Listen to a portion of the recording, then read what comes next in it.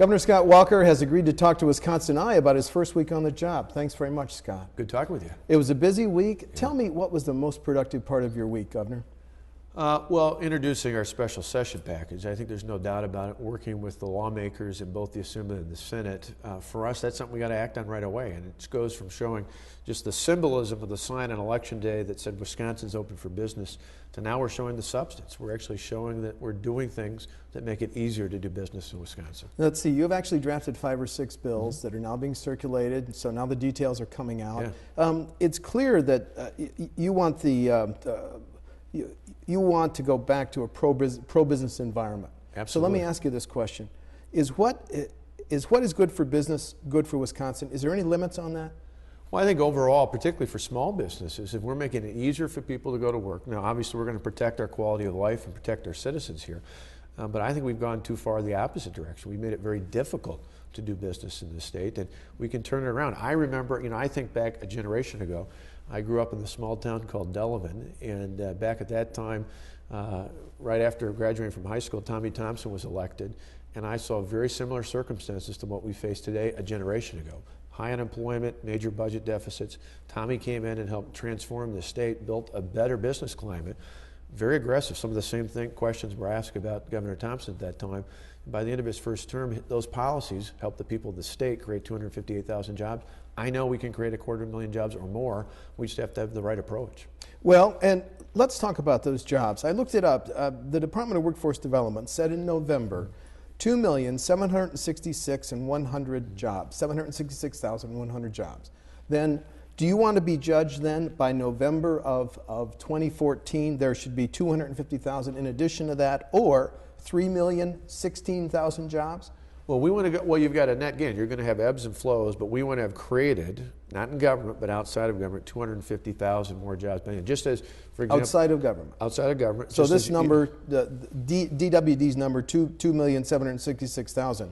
You want to throw out the 439,000 that work for government? Well, no. In our case, what I'm saying is looking ahead to the future. We want to create that many more. Now, you're going to have some that go away, some that come in, but overall, to create that many more into the future, much as the same parallel. If you look in '85, where the numbers were, we'd lost 178,000 jobs. From that point, 85 through 1990, the end of the first term of Governor Thompson, that's where they'd created 258,000. We'd use that same measurement in terms of the comparable that we had in the mid-'80s to 1990, the comparable we'd have from where we started out in 2010 to where we expect to be in 2015. How are you going to ascertain whether these jobs pay $8, $9, or $10, which is not enough to support a family? Well, we're not going through in terms of, there's not going to be a scorecard job by job, but overall, we're going to have, not just in the Department of Commerce, but an expectation.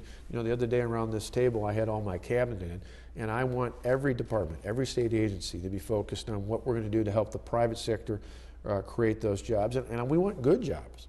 Obviously, we'll take jobs across the board because you need those $8, $9 jobs to supplement the other jobs as well, but by and large, we want good family-supporting jobs out there, and I think we can do that. But you got to have the business climate to do that. That's when our special session package, we not only focused on tax relief, we've talked about regulatory and litigation relief, excuse me, because those are the things that will make it easier for existing employers to expand, as well as make it attractive for new employers to come in. So, but let's go back to the actual dates, the numbers by which you want to be judged. Are you okay?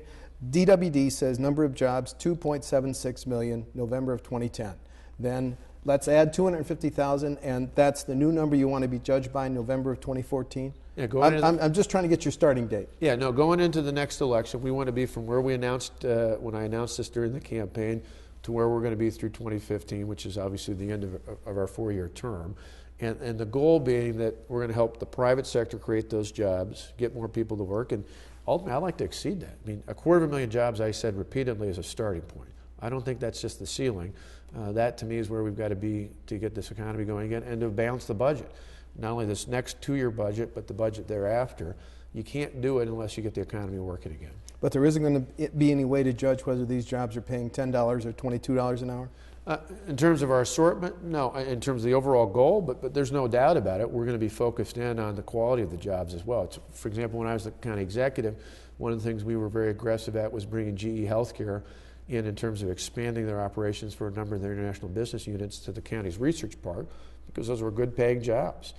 family supporting jobs, and jobs that had a ripple effect, not only for the jobs that were created at GE Healthcare, but for the jobs they had in others. We saw the same thing here in the state with Bucyrus, why I worked so hard to make sure that they had the access to the Import-Export Bank loan that could get them the opportunity to build in China, or build production for China, because that created jobs not only in South Milwaukee, but that had one of their suppliers from West Salem and other places around the state. That created a grand total of about 1,000 jobs. We want jobs that have a ripple effect. You rolled out your plan yesterday to scrap commerce and replace it with Wisconsin Economic Development Corporation. What would you tell the 340 workers who now work at the State Department of Commerce? I tell them they have a great opportunity. They have an opportunity to be a part of one of the leading economic development corporations in the country. And for the next 6 months, as we gear up to that transformation on July 1st, assuming the legislature goes along with our plan, they have a chance to show Secretary Paul Jaden and the rest of his team that they're up for the challenge to move over to the new Economic Development Corporation. I think the vast majority of people who work in that state agency right now want to promote commerce, they want to move down the path, they want to get us working again. If they're doing a good job over the next 6 months, they're going to have a great chance to work with Paul and the new team over there. Does your plan decertify their unions? Well, in terms of the fact that we eliminate essentially the Department of Commerce and we create a new Economic Development Corporation, which is outside of the state government. They would no longer be state employees. This new entity would have the ability, just like we do with local governments and others, to buy into the Wisconsin retirement system. That's something they'd have to work out the details on, that being the new board of directors and the management at the corporation. But there's every reason to believe that they're going to have a good benefit package there as well. It's just going to be freed of some of the limitations we've had in the past, and it's clearly going to be freed in terms of the divisions within commerce right now that are not about promoting commerce, but are about regulating. Those are going to be pulled off and put in other state agencies, hopefully reassess the regulations they do have to make sure they're effective, but they're not going to be a part of this new Economic Development Corporation. Journal Sentinel story today called it the privatization of the Commerce Department. Is that a fair term, Scott? No, I mean, it's a public-private partnership. I mean, in the sense you have similar issues out there with groups like WEDA, which is an authority that deals with Housing and Economic Development Authority. So you have a similar component there. You have other partnerships that are true throughout state and local government as well. Would it be subject to the open records and open Absolutely. meetings laws? We're going to have annual audits. We're going to have reports to the legislature. We're going to have open meetings and open records. Mainly, not just because of the legislature wanting that and government officials wanting that, but because ultimately I want this to be judged as how, be accountable as to how effective it is. If we're going to invest dollars here or anywhere else in state government, we want to make sure it's actually producing results.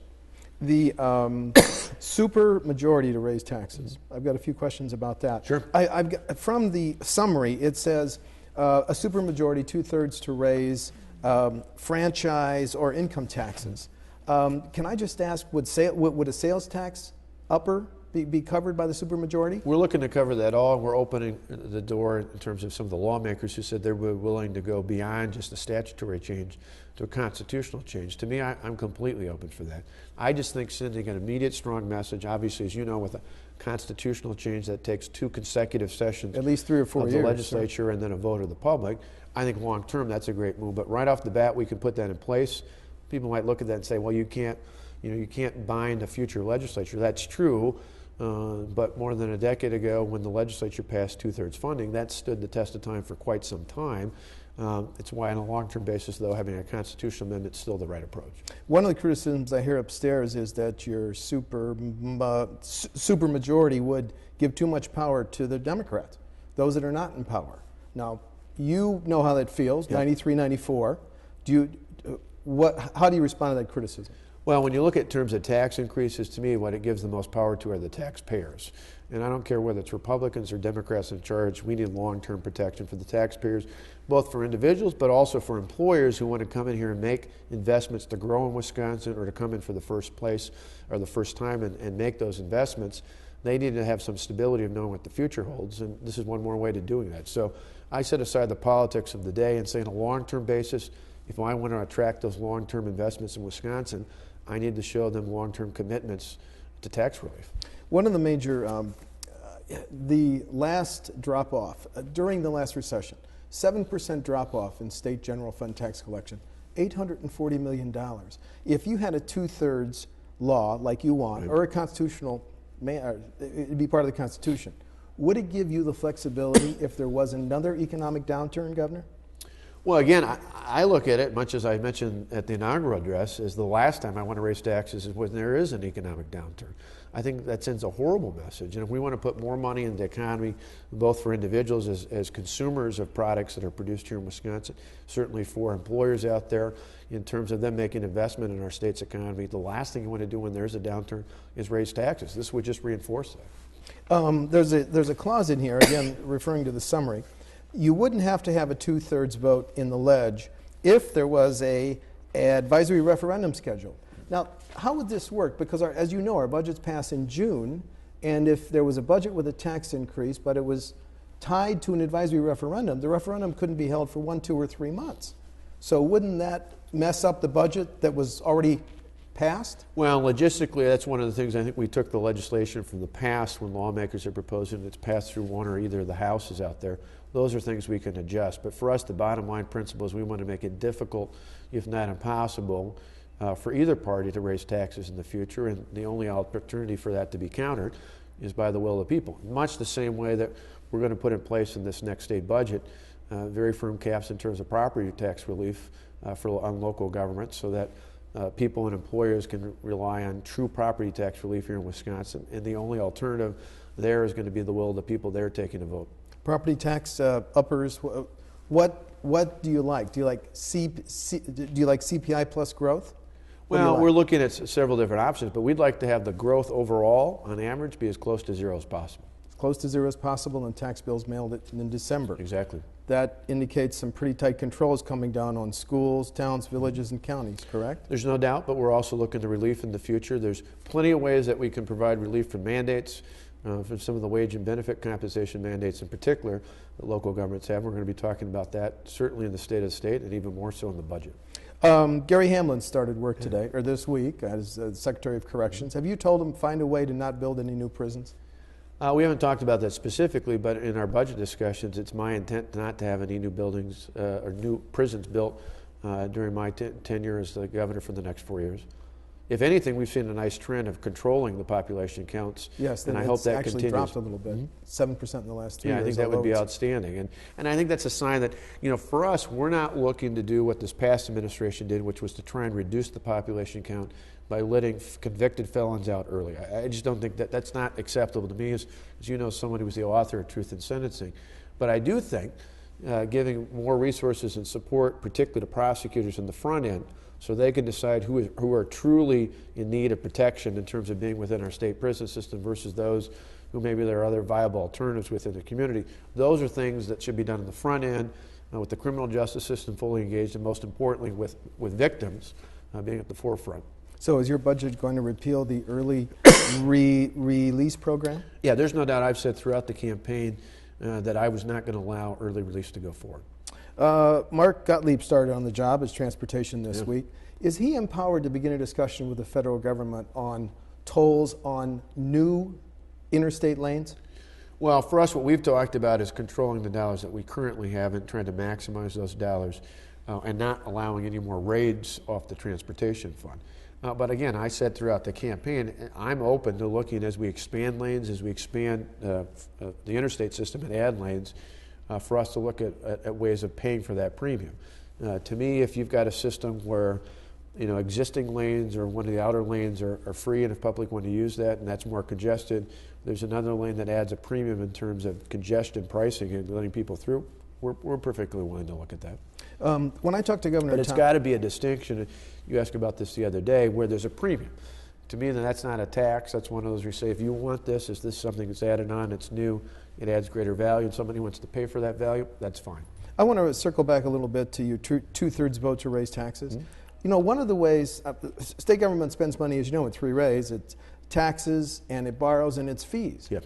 Under the 2/3 that you want, would that imply to borrowing? Couldn't future governors borrow $3 billion without it being subject to the 2/3, Scott? Well, there's not a limit on borrowing in this regard. It may be something we explore separate from this, but certainly our intent, and something you see even with, again, in the past, you've had previous budgets, and I'm not just going to highlight the executive branch, but the legislative branch being involved, at least in part with that as well.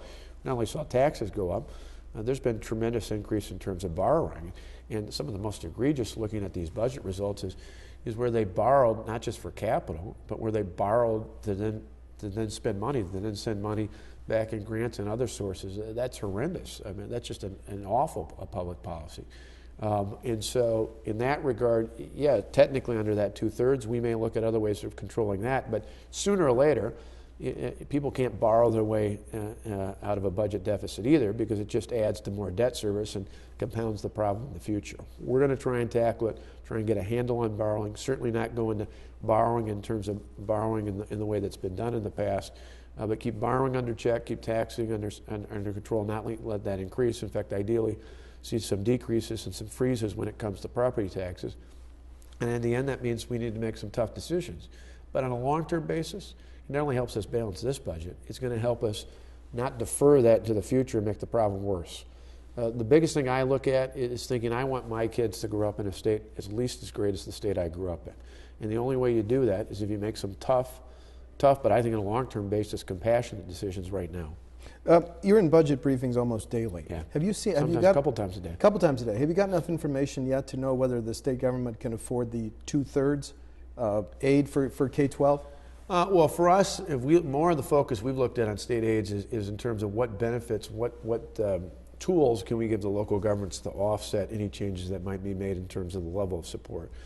My goal is to still keep a focus on saying, where are the resources being spent in the classroom? Not on a district by district basis, not even on a 2/3 basis, or much less now. It's about just over 60% on an average basis across the state. Obviously, some districts more, some less. But it's to really focus on what does it mean to the classroom. If we change wages and benefits, if we change state mandates, if we change other things that school district has to deal with, but still allow them to put the dollars in the classroom, that's really where the ultimate bottom line is for me. Having 2 kids in public schools myself, just like every other parent, that's what I'm the most interested in. I asked Governor Thompson what counsel he would give you on Monday. He said, be bold. Yep. And do you think you have been bold in the package you're giving the Absolutely. ledge? I think the fact that we didn't wait 2 months, 6 months, a year. We talked about it on day one, on January 3rd. And in many ways, we took some lessons out of Governor Thompson, added to that from other governors I've met around the country who've been bold and aggressive. And I think we're leading the way, not only here in Wisconsin, but if you look at us compared to any other new governors and new administrations out there, I think arguably we're one of, if not the most, one of the most aggressive administrations, and we'll continue to be, because we have to be. To balance the budget and to do it in a way that helps create more jobs outside of government, we have to be aggressive. And how do you close the deficit in the current budget that ends June 30? Well, again, we're going to budget fix-up bill. Well, we're going to look at a number of things. It keeps growing, doesn't it? Yeah, we got some good news a couple weeks ago, but it pales in comparison to both the current fiscal year and certainly the next 2-year budget dilemma. But for us, a lot of the things we're going to have to do for the biennial budget, we're looking at preparing some changes to be made even before then. But there's no doubt we're going to hunker down. We're going to hold positions. We're going to become more effective because we have to be. And you and I both know Tommy Thompson, so he throws a lot of ideas. Yeah. One of his ideas is the state of Wisconsin should consider vouchers for health care. Is that under consideration? We'll look at just about anything. I and a number of other governors asked for more flexibility in Medicaid. We'd love to be given it just in one big block grant so that we could decide which programs are more effective. Overall, the more flexibility the federal government gives us on things, I think the better off we are. And on health care, I'd love to pursue a plan. The exchange in and of itself is not a bad idea. The idea of allowing particularly small businesses to pool their resources into a larger risk pool is a good thing. I hear about it. In fact, I talked to a company the other day in Stevens Point, just desperate. They're paying $23,000 a year for a family health care plan. They desperately need help when it comes to controlling health care costs. But they also said the last thing we need is the federal health care mandate. Don't put us in the federal exchange, because we can't afford a plan where you dictate who's in the plan in terms of coverage. We'd like to find a way, well, not like to, we will find a way that allows us to have an exchange that offers something as a contrast to that's truly market-driven. Okay, just a couple more questions. This week, the Scott and Jeff Fitzgerald fired the Democratic lawyer advising the Dems on reapportionment. Is that fair that the Dems don't have any counsel and the GOP lawmakers do? In terms of the legislature and redistricting, that's one I have to leave up to them. That's their domain. I don't get involved in that. You don't? Okay. They didn't run that past you at all? No. Okay. I got plenty more things on my plate, so I try to, the things where I need their help, I get involved in. The things that are up to the legislature, I leave to them. There are 3 vacancies in the Assembly. How soon are you going to call those special elections, sir? Legally, we're trying to get it done as quickly as possible. I think what's realistically going to happen, and we should have news on that in the next week or so, is it will most likely end up that the special election primary will be held concurrent with the general election already held in the spring, and then we'll probably get the date within the next month for the general election thereafter. But it should be, all 3 seats should be open for putting individuals in and filled by the time the final vote's taken on the state budget. Well, you're going to present your budget when? Is it the 3rd week in February? Mm-hmm. Yep. The timeline here, you've laid out your jobs package, and you're going to give the State of the State January 25th. Yep. And the budget will come when, sir? Exact date, I don't remember. It's about the third week. We'll announce the next couple of days the exact date for the budget address, working with the legislature on that. But you get that in February. Our hope is that if not all, at least the vast majority of our jobs package is passed by the end of February. And then from February on, hopefully sometime sooner than June 30th, we'll get a package in terms of our budget passed from both the Assembly and the Senate, and we get to work. You told me at the start of the interview what you're proudest of this week. Anything frustrating this week? No, actually. Toughest part of the week? Yeah, it's been a great traveling. The residence is still being cleaned out. Have you slept there yet? I have not. No, there's still. In fact, my wife just picked up a new mattress and bed frame yesterday for it. But as probably we will end up doing, my kids are finishing off school at Wauwatosa East, so I spend a fair amount of time back and forth. But for the last week or last couple of days, today's a good example. I was in the office at 7:30 for my first meeting, so that means departing Wauwatosa a little after 6. But it's all right. You can get plenty of work done in the car on the way over. And who gave you dance lessons for the ball?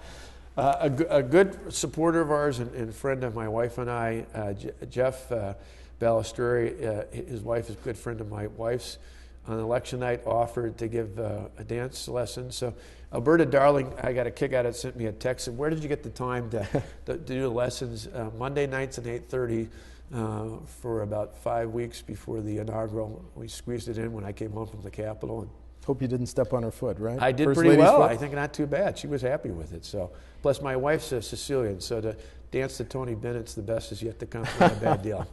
So, end of the first week, you sound pretty pleased? Yeah. Do you I like hope the I have job? every week like this. Do you like the job? I love the job. I see. I love driving the agenda. I love being out front. I love working for the people of the state of Wisconsin. And I totally understand why Tommy loved this job more than any job he had, because you can do great things.